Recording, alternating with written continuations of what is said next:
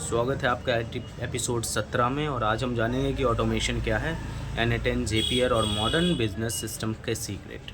मान लो तुम्हारे शॉप पर रोज़ 50 व्हाट्सएप मैसेज आते हैं, 20 ऑर्डर्स आते हैं, 10 बार इन्वेंट्री चेक करनी पड़ती है और 5 बार कस्टमर को सेम रिप्लाई देना पड़ता है। अब सवाल है, क्या तुम ये सब मैनुअली करोगे? कर सकते हो, लेकिन फिर बिज़नेस तुम चलाओगे या बिज़नेस तुम्हें चलाएगी? यहीं से ऑटोमेशन की दुनिया की शुरुआत होती है। तो अब बात है, ऑटोमेशन क्या है। सिंपल डेफिनेशन, किसी भी रेपिटेटिव काम को इंसान की जगह सिस्टम से करवाना। एग्जाम्पल के लिए, ऑर्डर आया, डायरी में लिखा, एक्सेल अपडेट किया, कस्टमर को रिप्लाई दिया। ऐसा तुम करते हो। ऑटोमेशन में ऑर्डर आया, सिस्टम ने सेव किया, एक्सेल अपडेट हुआ, कस्टमर को रिप्लाई चला गया, इंसान ने कुछ नहीं किया।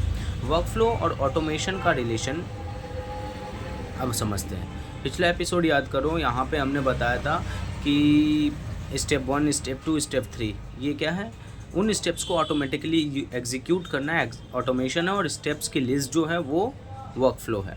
तो अब वर्कफ्लो बताता है कि करना क्या है और ऑटोमेशन उसको करता है। ऑटोमेशन के 3 कंपोनेंट्स हैं। हर ऑटोमेशन में जनरली 3 चीज़ें होती हैं। पहला ट्रिगर, दूसरा ऑटोमेशन कब स्टार्ट होगा।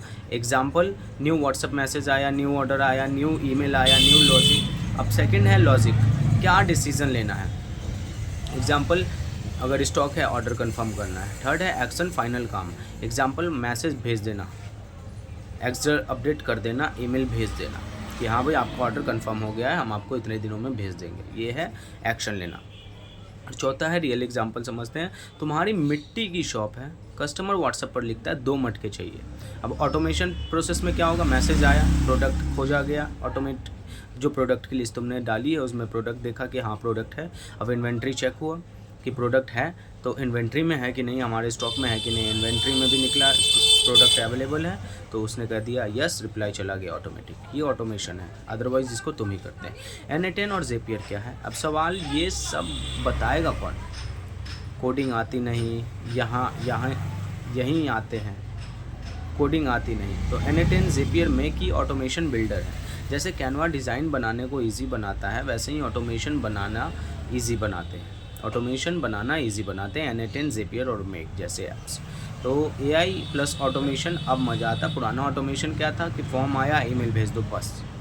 AI ऑटोमेशन में क्या है, ईमेल आया, AI समझेगा कि क्या ईमेल है, कैटेगरी को डिटेक्ट करेगा, रिप्लाई जनरेट करेगा, फिर कस्टमर को भेजेगा।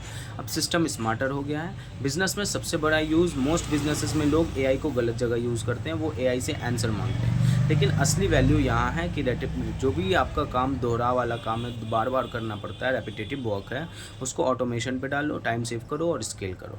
ऑटोमेशन की लिमिट भी होती है, इंपॉर्टेंट है। ऑटोमेशन मैजिक नहीं है। अगर वर्कफ्लो ख़राब है तो ख़राब वर्कफ्लो रहेगा, तो ऑटोमेशन के बाद जो आउटपुट निकलेगा वो भी ख़राब निकलेगा और ख़राब वर्कफ्लो भी रहेगा। इसलिए पहले वर्कफ्लो समझो, फिर ऑटोमेट करो।